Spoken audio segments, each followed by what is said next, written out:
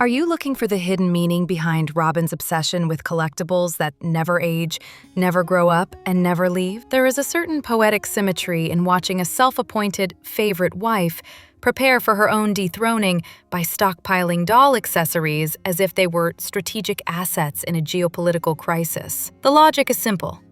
When the real divorce battleground is filled with houses, cars, and artwork Kody will guard like a dragon, the doll paraphernalia becomes the perfect overlooked treasure. He may fight to the death over a painting, but a box of resin toddlers? He likely doesn't even know what they cost. The explanation, however, strays beyond financial strategy and into emotional archaeology. The hoard suggests a childhood of unmet needs, now being addressed with the full force of adult spending power. Many revisit their inner child with a few nostalgic purchases.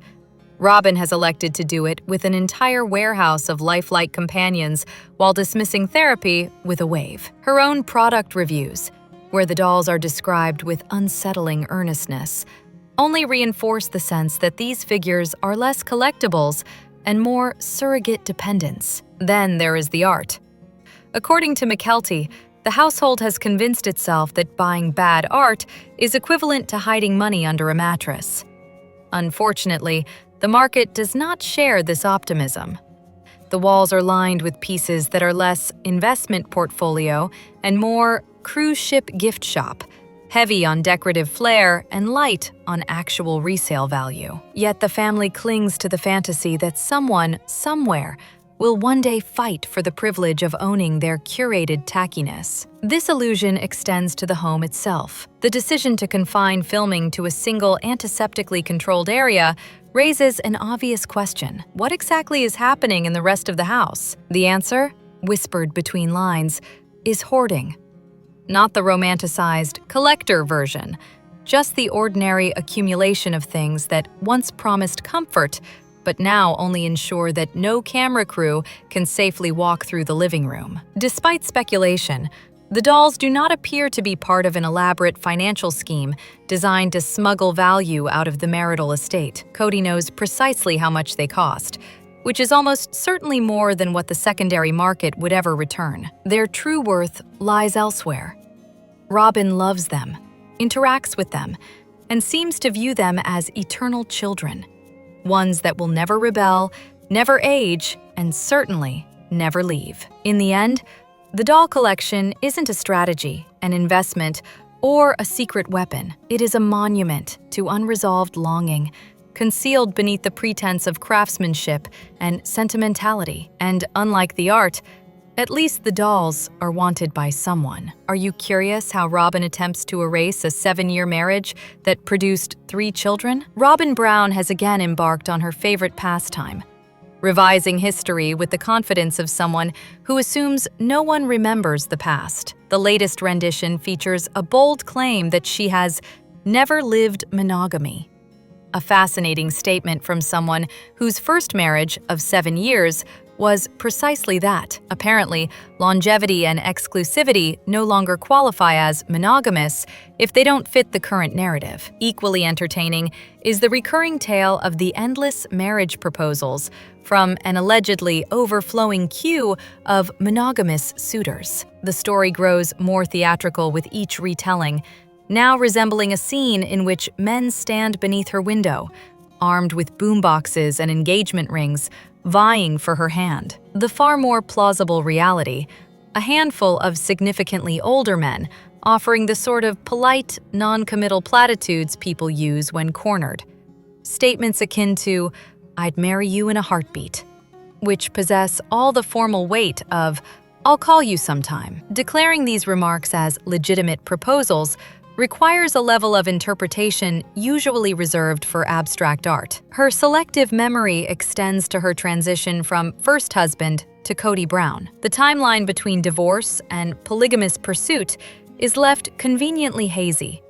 Yet the record remains clear. She lived monogamously for years, then promptly entered the Brown family and managed to secure the majority of Kody's time. Christine Brown has openly confirmed that once Robyn arrived, Kody spent most of his hours at her home. So much for a woman allegedly uncomfortable with a husband being around all the time. Somehow, Permanent male presence was strange only until it became advantageous. The reinvention does not stop at her own marital resume. It expands into revisionist accusations against her ex-husband, the father of her 3 children. The narrative of stolen purity, broadcast to the entire family and, astonishingly, shared with minor children, served not only to demonize him, but to justify the subsequent legal efforts to estrange him from his own offspring. Erasing a first marriage is difficult under normal circumstances. Erasing one that produced 3 children and a custody battle is nearly impossible. Though the attempt remains spirited. The grand conclusion to this saga is the insistence that she never wanted monogamy, a claim that collapses under the simplest scrutiny. Her first husband never took another wife, and her dynamic with Kody amounted to monopolization rather than plural sharing. For someone so adamant about avoiding monogamy, she has an extraordinary talent for creating it, just as long as she is the sole beneficiary. Curious why David's earliest compliments about Christine set off alarms for anyone paying attention? Janelle's recent assessment of David, very charming with a bit of an ego, landed with the subtlety of a brick through a window. The description echoed a familiar refrain once used for Kody, though charismatic was the preferred euphemism at the time. The resemblance is uncanny enough to inspire a gentle hope that Christine hasn't simply selected the monogamous, less theatrically obnoxious edition of her former husband. The pattern becomes harder to ignore as David continues to present as a cooler, more relaxed iteration of the same archetype. Even his origin story carries an oddly curated quality. According to his daughter, he reactivated an old dating profile specifically because he knew Christine had become single. The narrative shifts depending on the day.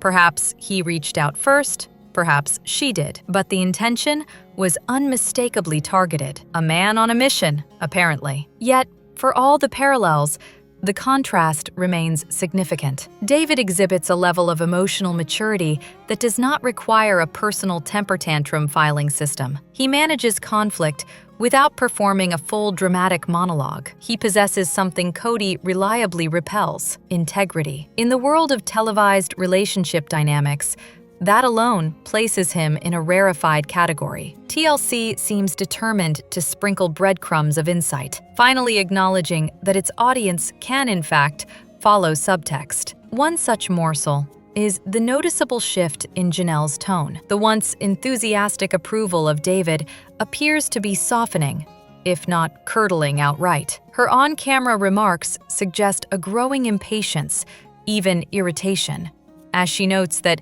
he apparently believes he can do anything better than anyone else. Rarely does someone volunteer that sentiment publicly unless fatigue has fully set in. This cooling attitude mirrors another slow-blooming truth. The long-advertised closeness between Janelle and Christine seems increasingly theatrical. The dynamic reads less like enduring sisterhood and more like a temporary alliance forged in mutual exasperation with Kody. Christine's own commentary, both on screen and in print, has not always been charitable toward Janelle, and Janelle's weariness appears mutual. The notion of a deep, effortless friendship seems better suited to promotional material than reality. Concerns about David extend beyond personality. His earliest declarations about Christine focused largely on the services she performs, rather than her qualities as a person, never a comforting foundation for romance. Their relationship escalated at a pace that could make a dating app algorithm blush, wedding venues and new homes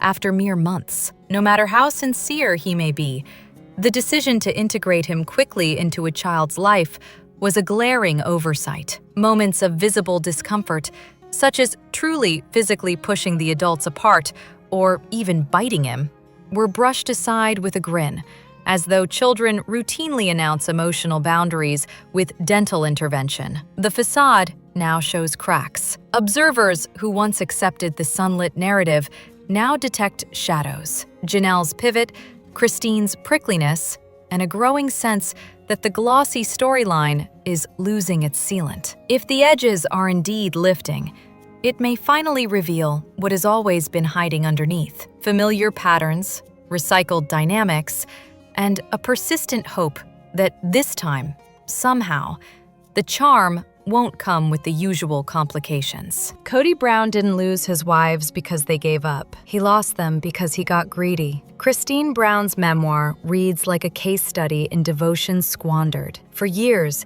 she operated as Kody Brown's personal concierge, consulting him on every decision, arranging the home precisely to his preferences, and structuring her entire existence around his comfort and his children's needs. The return on this emotional investment was, predictably, non-existent. The psychological toll of that imbalance barely needs elaboration. Exhaustion is the inevitable outcome of tending a one-way marriage. Elsewhere in the family, Janelle adopted a pragmatic approach. If he appeared, fine. If not, life proceeded. Mary, ever the loyalist, clung to hope while being dragged through an extended exercise in futility. The pattern is unmistakable, and one would almost call it impressive if it weren't so deeply unpleasant. A portrait of a man radiating self-importance and manipulation with such force that only a perfectly matched partner could thrive beside him. Conveniently, he found one. In retrospect, the grand design becomes painfully clear. Once Robyn entered the picture, Kody set about dismantling every other marriage, fully convinced his long game would install Robyn as the unequivocal favorite, while the rest of the family dutifully accepted their demotions. They did not. Instead, he managed the remarkable feat of burning down the bridge while standing on it, apparently shocked when everyone else stepped away from the flames. The entertainment value disappeared right alongside the marriages. There is no audience clamoring for the Kody and Robyn show. By alienating the very women who sustained both the family and its public appeal, he effectively slaughtered the golden goose. 16 of them, to be precise. Excuses were plentiful. Jealousy of their lerve, hormonal explanations, anything to distract from the obvious. A bare minimum of attention or affection might have kept the family intact indefinitely. The bar was that low. He could have strung the relationships along for years with the occasional gesture of intimacy. Instead, he overplayed his hand. In Mary's case, he had to all but chase her off like an unwanted stray before she finally accepted he had no intention of maintaining a relationship. The cruelty of it all was unmistakable. The children were not spared. They learned early that any challenge to their father's behavior could trigger an eruption, one they would ultimately pay for. Christine found herself making excuses for him until even her own children recognized the pattern, forcing her to confront an impossible dilemma: continue lying to preserve a relationship between father and child, or stop shielding him and let the truth speak for itself. That she ever had to choose speaks volumes. Profit, of course, loomed in the background. The family's continued participation meant continued income, and the exodus of the other wives represented a direct financial loss. Hence, the unmistakable panic from the remaining favorite. The cash cows had escaped the pasture. In the end, the situation exposes an uncomfortable reality about plural marriage as practiced in this context. It requires women to accept crumbs while celebrating male dominance as divine design. Their needs must be deprioritized, their discomfort reframed as spiritual nobility. Without that self-negating calculus, the arrangement collapses. And collapse it did. Are you a viewer who noticed that every time Janelle seeks an ally, Mary somehow becomes the obstacle instead? Mary Brown's most enduring contribution to her plural marriage has never been stability, diplomacy, or even basic self-preservation. No, her true vocation has been far more specific, dutifully relaying intelligence to Kody with the enthusiasm of a courtier desperate for a pat on the head. Even in the late-stage implosion of the family, the pattern persists. Janelle dares to discuss protecting herself financially and, right on schedule, Mary scurries off to deliver the report to the only man whose approval she still seems to think will save her from irrelevance. This relentless loyalty might be touching if it weren't paired with Kody's own proudly advertised contempt. His breezy admission that he'd screw Janelle over, if given the chance, delivered with a laugh, is less a confession than a thesis statement for his management strategy. The family's long-standing dynamic required the wives to compete for access, affection, and information. Naturally, that turns Mary into exactly the informant the system was designed to produce. 30 years of intra-wife rivalry wasn't an accident. It was infrastructure. Within this framework, Mary's behavior is not surprising so much as inevitable. Allegiance to Kody offered the illusion of security, while alliances between wives threatened the delicate hierarchy he curated. It's no wonder he counted on Mary and Janelle avoiding collaboration. Comparing notes would only expose the contradictions he fed them individually. When Janelle finally attempted outreach, it was hardly a sudden moral awakening. It was a desperate logistical move, stonewalled by Kody and aware that any legal dispute over property would be stronger with a united front. She even anticipated Mary's instinct to tattle, likely banking on it to pressure Kody towards settling rather than dragging out conflict. But Mary's reputation doesn't make alliance building simple. Many of the family members who know her best keep their distance. Ex-wives, children, even Kody and Robyn when it suits them. The consensus is unflattering. A loyalist whose devotion to polygamy's power center makes her a liability to anyone seeking solidarity. For years, she played the role of Kody and Robyn's enthusiastic enforcer, never hesitating to choose their narrative over genuine connection with the others. The result is isolation of her own making, compounded by a reflexive need to chase the approval of a man who openly moves the goalposts for her affection. Watching the dynamic unfold in later seasons becomes a test of endurance. Mary still clinging to the fantasy that loyalty will be rewarded, Robyn maintaining her position as the favored wife, and Kody shifting between rage and self-pity as the empire he engineered begins to collapse. Mary's insistence on protecting Kody's image, mistaking denial for virtue, only reinforces her role as the architect of her own misery. In the end, the tragedy is not that Mary has been manipulated.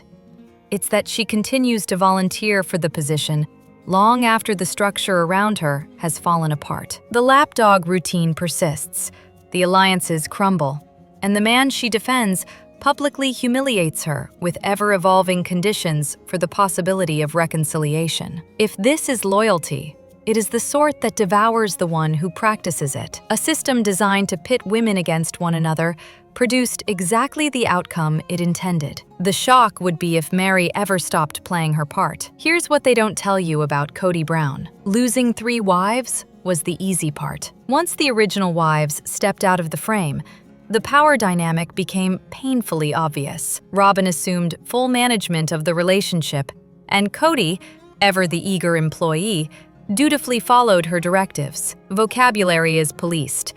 Pest apparently fails the approved words test. Dissent is discouraged, and the party line is clear. He is responsible for mending the relationships he shattered, yet must keep his opinions about Aurora's new church discreetly tucked away. His on-screen narrative has shrunk to 2 reliable talking points: praising his loyal, shy wife and nostalgically rehashing the wreckage of his earlier marriages. Conveniently, these retrospectives allow him to continue assigning blame elsewhere, maintaining the illusion that his estrangement from his children is the inevitable consequence of others' failings. Meanwhile, the ex-wives have moved on, expanding their lives, achieving real milestones, and freeing themselves from the exhausting chore of structuring their existence around one man's ego. The dissolution of 3 marriages should have been dramatic.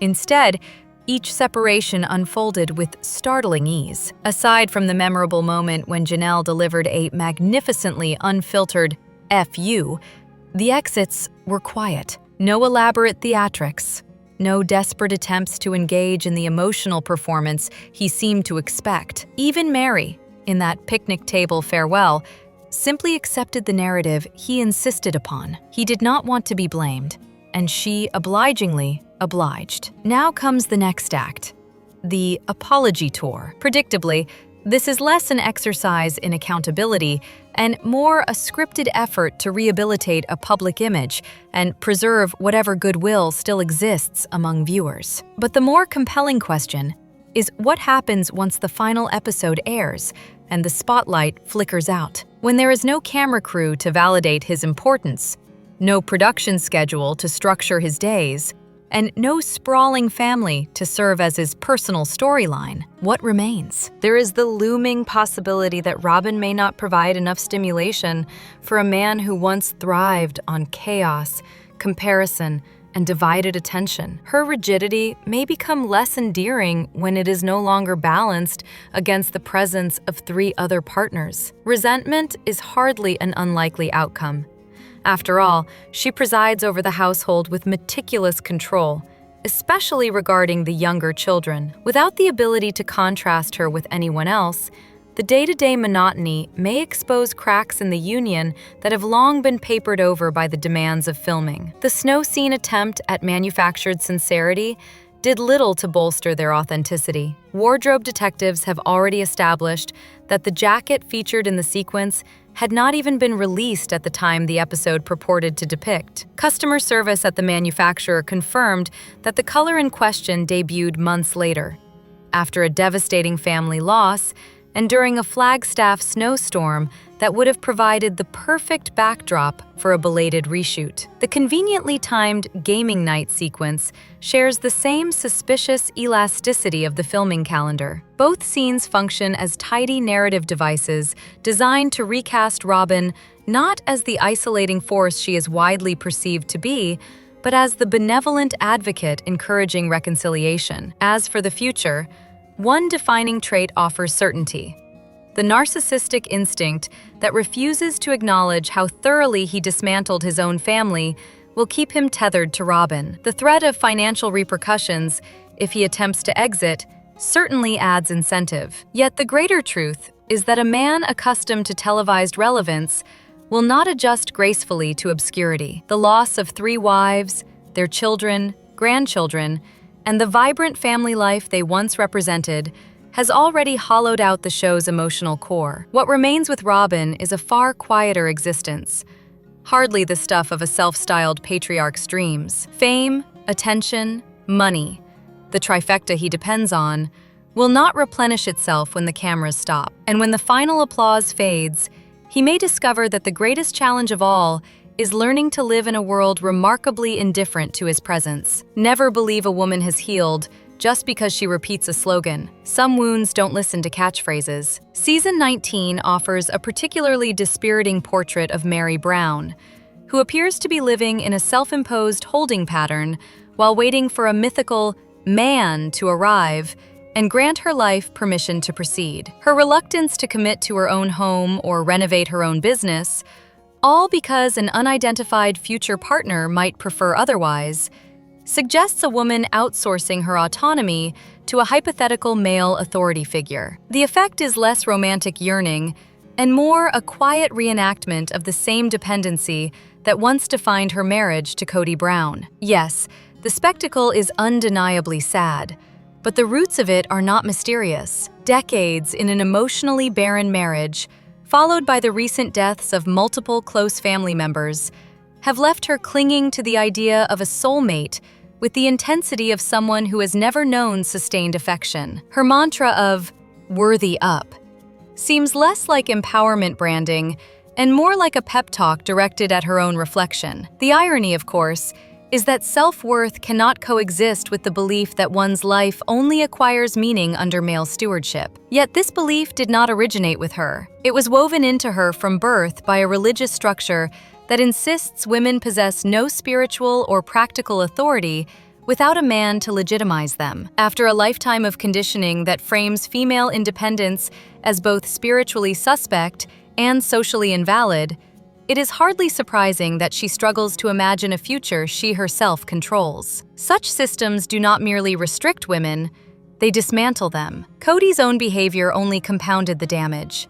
The wives repeatedly recounted his constant reversals, inviting Mary to witness his legal marriage to Robyn, uninviting her, re-inviting her, and so on. When the authority figure designated to lead keeps moving the target, decisiveness becomes a foreign language. Mary's decades-long attempts to regain his favor trained her not to make choices, but to wait for someone else's. The result is a woman who now describes herself as having worthied up, yet routinely demonstrates the opposite. She projects an image of being far more grounded and self-evolved than her former sister wives, particularly Christine. But the facade collapses the moment she speaks. Her dialogue drifts into ambiguous motivational riddles that reveal nothing. She laughs at moments devoid of humor, as if deflection were a personality trait.